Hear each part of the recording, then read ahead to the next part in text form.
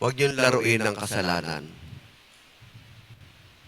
Akala lang nila, ito ay filosofiya. Akala lang nila, ito ay kultura. Akala lang nila ay ugali. But sin is real. It has effect. May epekto to. May epekto to sa katawan natin. May epekto to sa kaluluwa natin. May epekto to sa pamilya natin. And that is what you call generational curse. Sin is the cause of all curses. God is a God of blessing. God is a good God. God is a beautiful God.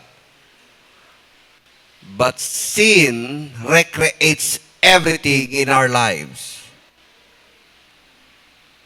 At yun pumapasok yung nagkakaroon tayo ng hindi magandang bagay sa buhay natin, sa kaluluwa natin, sa damdamin natin, at sa ating pamilya. Kaya huwag niyong laruin ang kasalanan.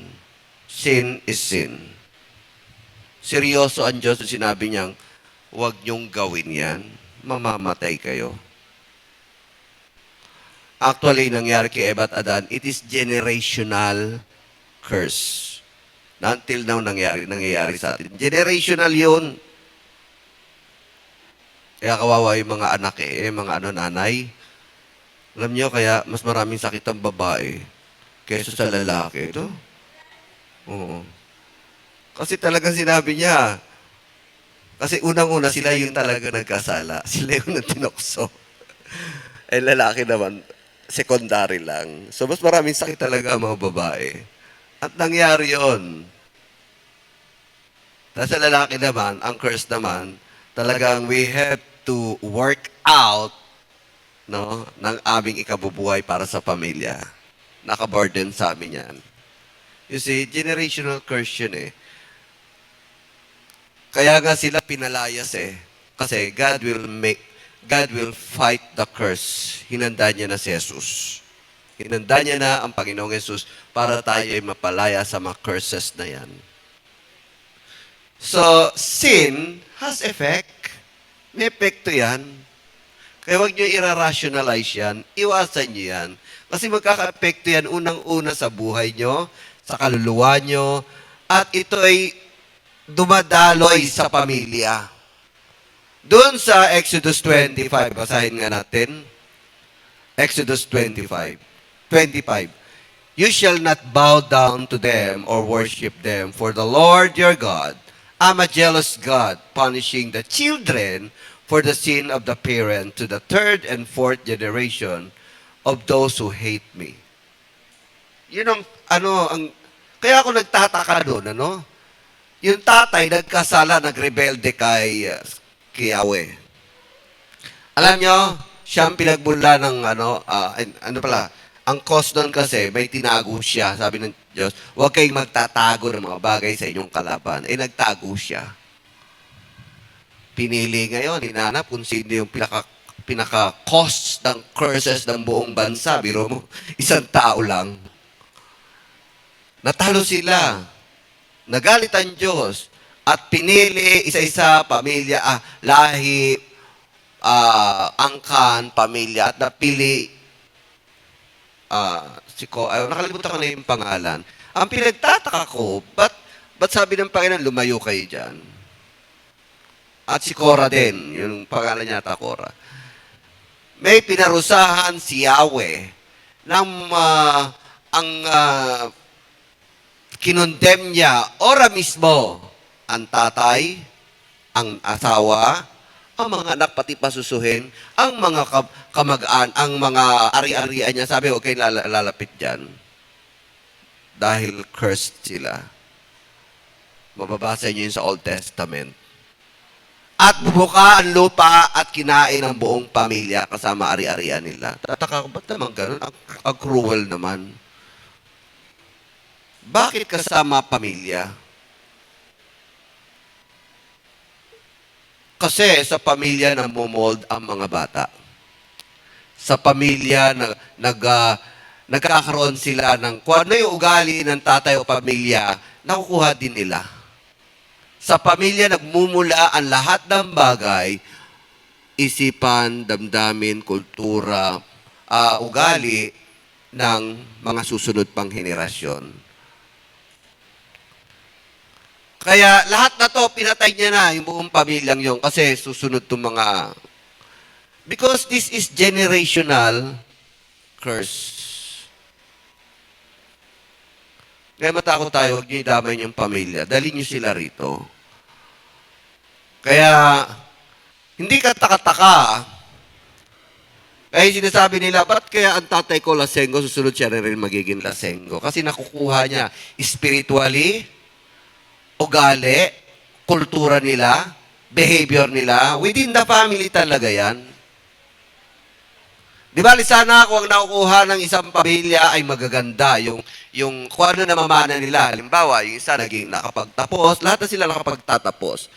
Yung isa ay naging abogado, lahat gumagaya. Pero kung ang gagayahin nyo at nakikita nyo sa inyong pamilya ay palamura, sigurado ko magiging palamura din kayo. O di kaya ay mayayabang, pamilya na yan na mayayabang. O di kaya mga ateista, magiging ateista na yan. Kasi sa pamilya. And that is sinabi niya ay i-curse ko pati hanggang third generation. Yung pamilya, yung mga saling lahi. Kaya kung kayo may napupuna na mga bagay na hindi magaganda, itigil nyo na yan. Kayo na mismo magsabi niyan. Kayo na mismo ang mag-renounce nun. Kung kayo pamilya nyo ay nabuhay ng mga espiritista, mga mangkukulam, i-curse nyo yun. Kasi yung sumpa sa kanila, naaawa sa inyo. Kung yung mga sakit nila, dahil sa mga alak, dahil sa sigarilyo, alam nyo, i-renounce nyo yun. Kasi, baka matutunan nyo rin, ikaw din magkakaroon nun. Or physically, talaga may mga lahi ng hika, may mga lahi ng sakit na gano'n, ano? Kaya yung generational curse na yan, maaaring unang-una spiritual yan. Pangalawa, yun yung natutunan nyo, yung sa loob ng bahay nyo. Pangatlo, ito ay mabaaring mga nakukuha nyo ring ugali or genes. So, kung ayaw niyo yung mga bagay na yon, sa inyo magsisimula na kayo'y palayain niyo yon at i-recant niyo yon para naman hindi pa dumaloy sa inyong mga anak at sa kanilang mga henerasyon. So, this is generational curse kasi may epekto ang kasalanan. May epekto yan. Hindi yan nire-rationalize. Hindi yan kultura lang. Na wag mong gawin yan, wag mong gawin. Hindi lang yan kautusan. It is also a spiritual thing na maapekto, ulitin ko, makaka-epekto sa inyong katawan, makaka-epekto sa inyong spiritual, makaka-epekto sa inyong pamilya, makaka-epekto sa inyong magiging buhay sa susunod. Why? Unang-una, spiritual.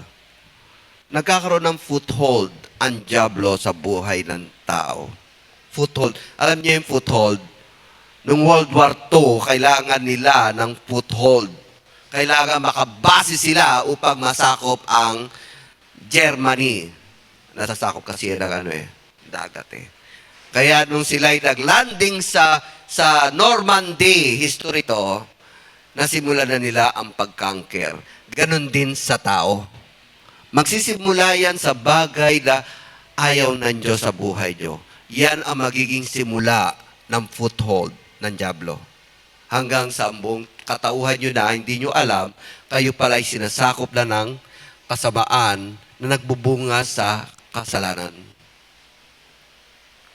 Ang kasalanan ay nanganganak ng kapwa kasalanan.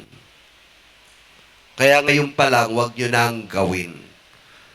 It would cause to your generational curse. Kaya ano yung mga ginagawa nyo na hindi nyo mabigay-bigay, i-give up nyo na yan. So you have to heal. Alang-alang lang sa pamilya mo, alang-alang sa sarili mo, alang-alang sa pag-ibig ng Diyos. Because sin would create curse. Kaya doon sa sinabi niya, alam niya, yung sinabi niya, pag kayo nagkasala, alam niyo, dadalhin niya yun, mamanahin pa yun ng anak niyo. Kaya huwag. God is a jealous God. Kaya seryoso siya sa sinasabi niya, huwag niyong gagawin ang labag sa akin. So, let us face it. Sin is a real thing. Hindi ito nararationalize.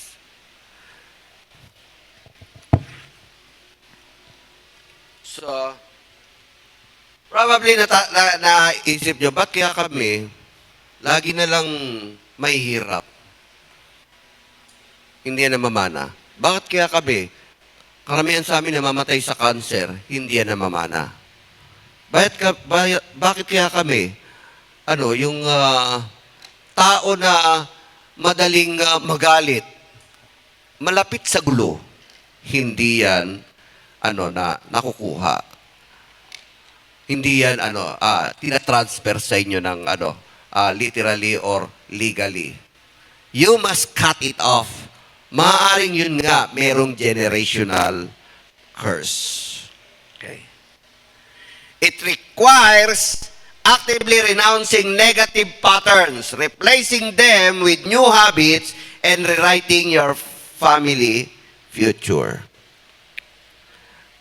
Actually, sa akin, sa pamilya namin, talaga, walang nakapagtapos. Ito ang mga generational pattern. Maaga sila nag-asawa. Pati mga magulang ko, hindi naman talaga nakapagtapos eh. Pero pagdating sa akin, ako, ayoko. Kinat ko, hindi pwede. Hindi ako sumali sa federasyon nila. Hindi rin ako mag-aasawa ng maaga at gusto kong makatapos. Kasi nagsimula sa desire eh. Nagsimula doon sa pattern eh. Na ayoko noon. Ikakat ko na yan. Nagsimula doon sa gaya-gaya. Kaya sabi ko, hindi. I have to strive hard.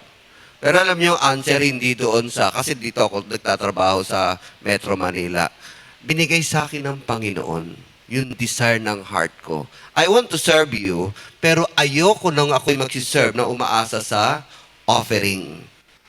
Ayoko.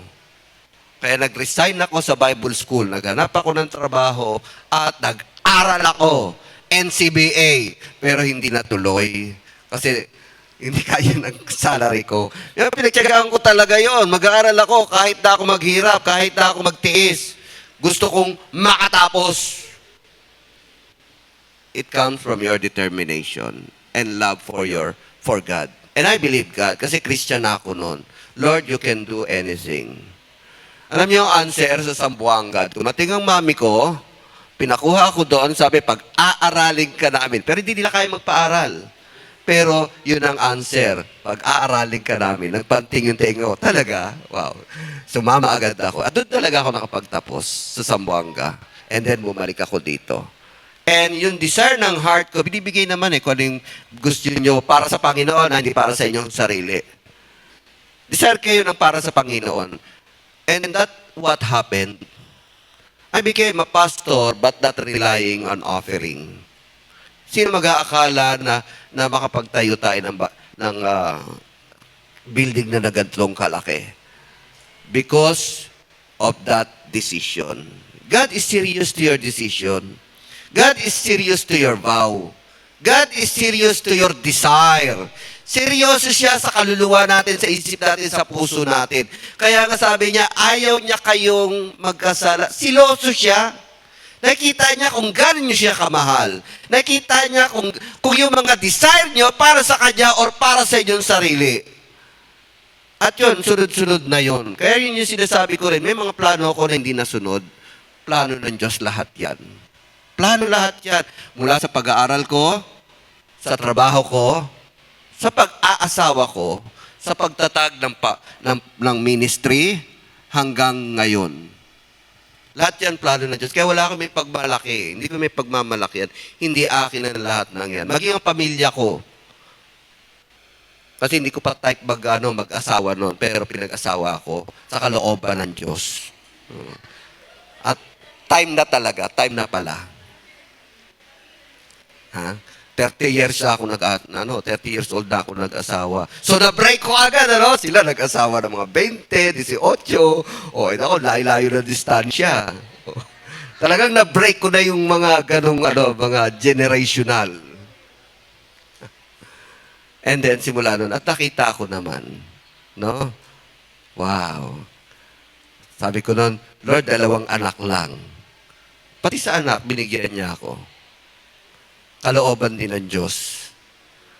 No? 2 lalaki. Kasi nung nakakita ko yung kaklasmate ko, nasa masteral, ang galing naman, pwede na yan, 2, isang babae, isang lalaki. Gusto ko ganyan din.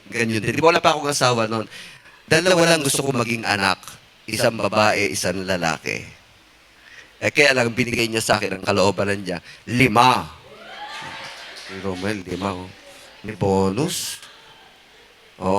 May kulay puti, may kulay brown. 2 pa. 2 puti, 3 brown. 3 kayo manggi. 2 babae, 3 lalaki. Talagang gaganda ng binibigay sa akin ng Panginoon. Kaya, alam niyo kung tapat lang kayo sa Panginoon, yung inihingi niyo, susobrahan pa niya. Ang gusto ko, maliit lang na church. Tapat na nga ako doon sa ganung kalaki. Tuwag-tuwa na ako. Masayang-masaya na ako. Yung pala may dadagdag pa siya. So, kaya sabi niya, nagsiselos ako. Ayokong meron kayong ibang inaatupag. Ayokong meron kayong ibang plano hindi para sa akin. And that, kapag hindi kalooban ng Diyos, kasi di niya kalooban na naman lumayo ang mga Israelita Sabi niya, siloso ko. Ika-curse ko ang buhay niyo. Kaya magandang lumapit tayo sa Panginoon. At lahat ng ginagawa natin ay tapat sa Kanya. Tapat ang Diyos. God is serious to our prayer. God serious to our vows. Kaya ang sabi niya, huwag kayong mangangako sa Diyos, ha? Huwag na huwag. Yung yes, tama na yung yes. Huwag na yung manunumpa pa kayo. Kasi may kayabangan na yun. Alam niyo yung manunumpa pa? Kayabangan yun. Kaya ayaw niya yung, babasahin niyo doon, kung kayo manunumpa, kung kayo mangangako sa Panginoon, huwag na kayong manumpa. Kasi susunod doon masama na. Kasama na yung kayabangan. Para bang sinusuhulan niyo ang Diyos. Lord, pagtrabahin niyo ako, magta-tights ako. Pinangukuhaan pa yung tights. Pero hindi naman nag-tights na nagkatrabaho. Panginoon, susunod ako sa inyo. Gagawin kong pastor ang anak ko. Gagawin kong lahat kami magsisimba. Pero hindi naman natutupad. Kasi parang sinusuhulan mo ang Diyos para pagpalaing ka Pagpapalaing ka ng Panginoon kung tapat ka sa Kanya. Huwag ka nang manuhol. Kasi yung mga pangako-pangako na yan, kaya sabi niya, huwag niyong ang pangako niyo, tama na yung yes or no. May kayabangan na yun kapag nangako pa kayo ng mga bagay-bagay. Hindi niyo kayang gawin yon. Even in my pastoral, susunod ako sa Kanya, pero hindi ako nangako. Never akong nangako sa Diyos. Kasi once ang pangako niyo, hindi niyo natupad, nagiging curse yan. Ano yung mga pinangako niyo sa Diyos? Sige nga, may pinangako ba kayo sa Panginoon? Nagiging curse yan. Pinangako niyo yung tithes niyo para magkatrabaho lang kayo. Pag di niyo ginawa, magiging curse sa inyo yan. Nagsiselos siya mangangako kayo, hindi niyo naman gagawin. Gawin niyo yan. Kaya yung generational curse na yan, yung sinabi niya yan, hindi lamang yan doon sa kautusan. Anumang bagay ang hindi nyo tinupad, lalo na pangako, nagiging curse sa inyo yan. Pinangako nyo yung tithes, hindi nyo naman binibigay. Pinangako nyo yung buhay nyo, hindi naman kayo nagsisimba. Pinangako nyo yung pamilya nyo, dadalhin nyo rito, pero hinahayaan nyo kung saan-saan. Huwag kayong mangako sa Panginoon. Kaya sabi ni Jesus, tama na yung yes or no. Nakikita ko puso nyo. Huwag na kayong manunuhol sa akin. Kasi naman pangako nyo, panunuhol na yun Lord, magsisimba ako, pagaligin nyo lang ako. Para sinusuhulan yung Panginoon Diyos? Panunuhol yun. Pagagaling kayo ng Panginoon, kaya niya yan. Pero simula ngayon, pag ako pinagaling ng Panginoon, magsisimba na ako. Nung gumaling, hindi na nagsimba. It become curse. gawin nyo na ang nararapat sa Diyos. Dahil siya'y seryoso. Siloso. Seryoso at siloso. Amen? Ano yung mga pinangako nyo sa Panginoon? Balikan nyo. Humingi kayo ng sorry. Gawin nyo na. Para pagpalaing kayo. Pagpapalaing kayo ng Panginoon. So, minsan napapaulit-ulit pa. Lahat ng bagay na resulta ng kasalanan, nagiging generational curse. Una sa inyo, sa kaluluwa nyo, sa katawan nyo, at minsan namamana o di kaya natatransfer sa inyong anak. Pero may awa ang Panginoon. Actually, nabago na to, sabi ni Zechariah. Yung kasalanan ng tatay, hindi dapat parusahan hindi dapat parusahan ang anak sa kasalanan ng tatay. At ang ganun din ng tatay, huwag yung parusahan ng tatay dahil sa kasalanan ng anak. Nasabi niya yun sa mga ibang propeta. Pero in the heart of God, ayaw niya kasi kayong maapektuhan na madamay pati ang inyong pamilya. So, how to break the pattern? Number 1, identify the pattern. Pinpoint hindi lang pattern, negative pattern. Okay lang kung magandang pattern. Lahat kayo ay mapagbigay, lahat kayo ay nakapagtapos, lahat kayo ay mga Kristiyano, okay lang yung pattern na yun. Pero pag may negative pattern, dapat i-identify nyo. Maging sa physical, maging sa ugali, maging sa pamilya. So identify the negative pattern. Pinpoint exactly which habit or cycles have affected your grandparents and now you. Marami, mga grandparents natin, di pa kasi mga Kristiyano eh. Yung mga naging mangkukulam, yung naging espiritista, yung mga naging ateista, may pattern yan, magiging generational sa inyo yan, curse yan. Yung mga broken family, pati mga broken family pattern din yan. Ikat nyo yan. Yung mga tamad, yung mga mahilig lamang umasa, alam niyo yung mga badyaw, kasi nagkaroon ng classmate si Popog na nag-aaral ng law doon sa Mindanao. Yung mga badyaw na yan, parang naging kultura na nila yun, yung manghingi, ganon. Tapos, itong classmate ni Popog na to, badyaw. Ang mga magulang niya, professional beggars. Professional beggars. So, sabi niya, ayoko manghingi. Sila yung mga lumalangoy-langoy sa mga dagat, manghihingi. Sila yon mga badyaw, na nakatira sa dagat. Ngayon, itong classmate ni Popog, sabi niya, mga parents ko, professional beggars yan. Pero ayokong gayahin sila. Kaya ako nag-aral ng law. Siya ayaw niya.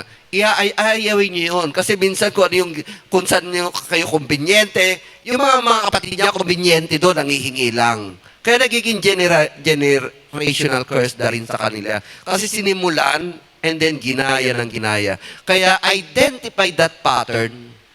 Ano yung mga pattern na nauulit-ulit sa inyong lolo, nanay, kuya, and then sa inyong maaaring potential ng mangyari? Itigil yan. Okay. So, identify that. Hindi yung aayo na lang kayo. Sabihin nyo, ayoko niyan. Hindi ko type yan. And take personal responsibility. Huwag nyo sabihin na, ito yung nakita ko, kung saan ako namulat, doon ako mamamatay. Wag yung, ganito mga parents ko, ganito na yung mga kamag-anak ko. Okay lang yun kasi doon din sila namatay, doon din sila nabuhay, doon sila tumira.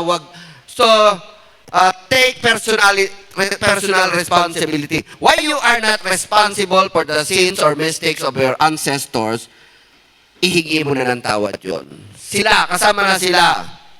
You are responsible for your own choice. Acknowledge the pattern without making excuses. Huwag niyo excuse yun. Dahil ganito pamilya ko, sige, okay lang sa akin yan. Dahil dito kami nabubuhay, dito na rin ako. Kung ano yung minulat sa akin, dun ako mamamatay. Narinig nyo na yun, di ba? Kung saan ako namulat, dun ako mamamatay. Wag. Iba kayo. Tinawag kayo ng Panginoon. Naging unique na kayo. Binago na kayo ng Panginoon. You have to cut it. And then, 3, of course, you have spiritual deliverance and prayer. Buti na lang naging Christian ako. Ako ang unang naging, hindi, ang ate ko, unang naging Christian, si Marichu. Pero tahimik, hindi halatang Christian. Hindi siya bunyagan. Para bang umaayon pa rin. Pero Christian, nauna siya sa akin ng mga ilang taon. Christian na pala siya. Tahimik. Kaya minsan yun ang nagiging foothold ng dyablo sa buhay natin. Ayaw niyong ipakilala, ayaw niyong ipagmalaki, ayaw niyong ibunyag na kayo'y Christian. Siya pala una. Noong ako'y naging Christian, hayagan. At halos sa sumpay na ako ng mami ko at daddy ko, Katoliko ka, magiging protestante ka. Kasi protestante, Yemilif eh. Paano kung Iglesia ni Cristo ang nagturo sa'yo, magiging iglesia ka rin? Kung saan ko natutunan ng katotohanan, so far, hindi naman ako iglesia ni Cristo. Kasi nakita ko Bible nabasa ko Bible Talaga against sila sa akin. Nasa Bulacan pa kami noon. So, mga sagrado katoliko sila. Ako katoliko din noon. Meron nga akong poon na ganyang kataas. Ako tiga-sindi. Ako tiga-panalangin Pero God put me out of that curse. At doon ako ay naging Kristiyano na, hayagan. Nag-share ako sa kanila, pero ayaw nilang pakinggan. Alam nyo, naging Christian din sila later on. Pinanindigan ko na ako nagbabasa na ng Bible. Pinanindigan ko na meron akong ibang relihiyon, pero hindi man relihiyon. Nakita ko ang katotohanan. Pinanindigan ko yon. Halos, galit sila sa akin kasi ibang relihiyon Then later on, naging Christian din sila. You see the blessing, the goodness of God in different way. Hindi ako nagdala sa kanila, pero may circumstances na sila ay nakakilala sa Panginoon. Isa rin foothold ng dyablo kasi yung para kayong agent na hindi halata na mga Kristiyano kayo. Ipayad nyo na Kristiyano kayo. Manalangin kayo. Sabi niyo, praise the Lord. Pagpalain ka ng Panginoon. Hindi ko rin kaya dati yun Pero I have to break it. I have to be determined that I have to show that I am Christian, hindi tahimik na Christian. Then later on, mami ko naging Kristiyano. Kasi may dumating sa aming, dala naman ni ate ko yon. Babiglaan, Lahat sila naging Kristiyano, may dumating na nag-Bible study. Daddy ko ang pinakamatigas. Ayaw niya. Pero nung nagtrabaho siya sa barko, kita nyo, gagawang Panginoon ng paraan para sa inyong mahal sa buhay. Basta ipakita nyo lang na kayo'y determinado. Nung siya nasa barko, walang magawa. Siyempre sa barko, nandun lang sa dagat. Nagbasa ng Bible. Pababa niya ng barko, siya pa ang unang nagsabi, magsimba tayo. Punta tayo sa church. Yung church na yon, ako pinanggalingan ko na gusto kong invite. Hindi ko ma-invite. Ayaw niya kasi pilosopo. Pero pagbaba niya ng barko, siya ang unang nag-aya. So, na-break ang curse ng Catholicism. You see, gagawa ang Panginoon So, you pray for it na ang spirit ang kumilos. Usually, yung mga Christian, spiritual yan. Minsan, malahi-lahi, sinasabi na lahi-lahi, pero actually, spiritual yan. Spiritual na mga maling relihiyon, espiritu na mga adik, espiritu na mga lasenggo. May mga spirit yan, spirit na nagdadala ng iba't ibang sakit. Kaya sabi nila, minsan kung namatay sa cancer, mamamatay din sa cancer. Minsan, alam niyo ba, ang sakit natin physical, ang nagdadala rin ay spirit. Kaya, you have to kailangan din talagang i-cast out yung sakit na yun na nagdala ng Espiritu. That's why there is casting of spirit na nagdadala ng sakit. And I believe that, anumang sakit meron kayo, sabihin niyo yung pangalan ng sakit. It might be a spirit. I-renounce nyo. I-renounce nyo. So, repent, pero, siyempre, magre-repent kayo, baka dala ng mga bisyo nyo, ng sigarilyo, kaya nagkasakit, dahil alak, dahil kapupuyat, dahil abuso sa sarili, no? Iisa lang klase ang kinakain, hindi naman nutritious, talagang, magbibigay talaga ng sakit yun. Ihingi nyo rin ang tawad yun sa kapabayaan, sa hindi pagmamahal, at hindi pagpuna sa inyong katawan. Ihingi nyo yun. At kung ito naman ay dala talaga ng mga magulang nyo, ihingi nyo sila ng tawad. Baring sila naging mangkukulam, ihingi sila ng tawad. Baring sila naging espiritista, ihingi nyo sila ng tawad. Baring sila ay yung mga taong mga pusokal, o kaya mga mahilig sa bisyo na nagdala ng sakit, ihingi nyo sila ng tawad. You have to pray for them as you pray for yourself.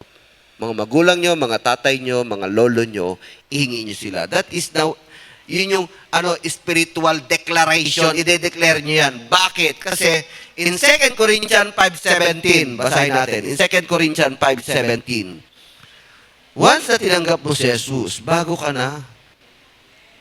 Hindi na makaka-apekto yan. Pero hindi pa rin ang tawad ang lahat ng kasalanan mo. As 2 Corinthians 5:17, therefore, if anyone is in Christ, the new creation has come. The old has gone. The new is here. Kasama na yung curse doon, wala na yun. Kasi luma yun eh. Bulok yun eh.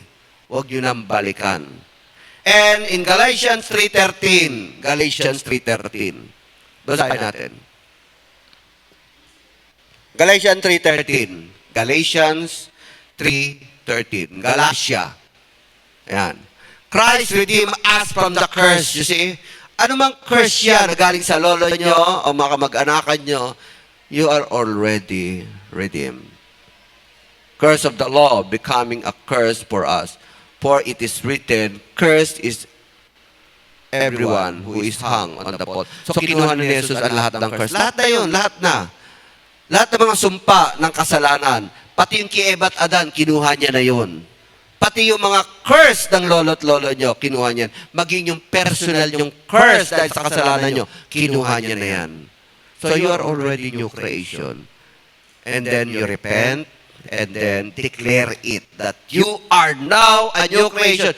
Wala na sa inyo ang curse. And lastly, of course, may part pa rin kayo.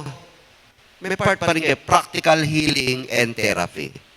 Unang-una, practical healing and therapy.